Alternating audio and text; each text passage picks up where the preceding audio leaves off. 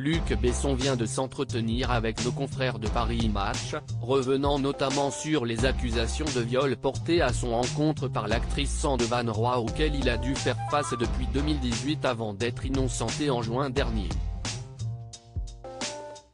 En juin dernier s'est achevée l'une des affaires les plus emblématiques de #Métaux. En effet, la Cour de cassation a définitivement écarté les accusations de viol formulées en 2018 contre le cinéaste Luc Besson par l'actrice Sandev Roy. Cette décision mettait alors un terme définitif à cette procédure initiée en 2018, durant laquelle Luc Besson a été systématiquement innocenté, s'était félicité Thierry Marambert, l'avocat du cinéaste.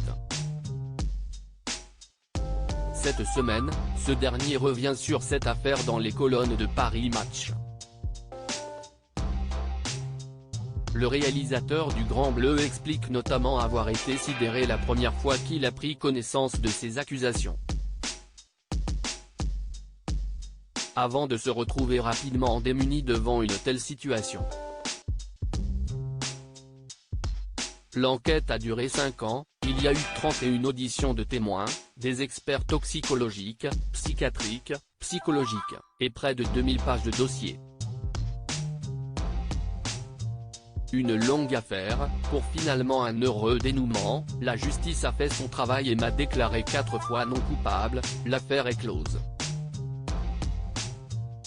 De quoi soulager le papa de Juliette, Chana, Talia, Satine et Mao, qui regrettent toutefois que certains doutent encore de son innocence. J'ai entendu certains dire, il n'y avait pas assez de preuves. Mais bien au contraire, la justice a recueilli des dizaines de preuves de mon innocence. Pas la peine de crier au complot, de me prêter des relations que je n'aille pas, si est du pur fantasme.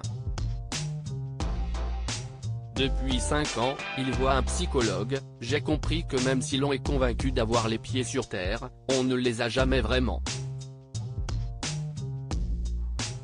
Quant à l'impact de cette affaire sur sa réputation, il répond, le tissu médiatique est une gigantesque flaque d'essence où n'importe qui peut jeter une allumette.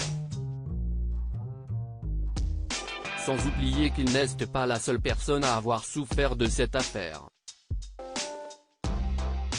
Il pense alors à sa femme Virginie, qui s'est retrouvée humiliée et insultée publiquement, je l'ai trahi alors qu'elle avait toute confiance en moi.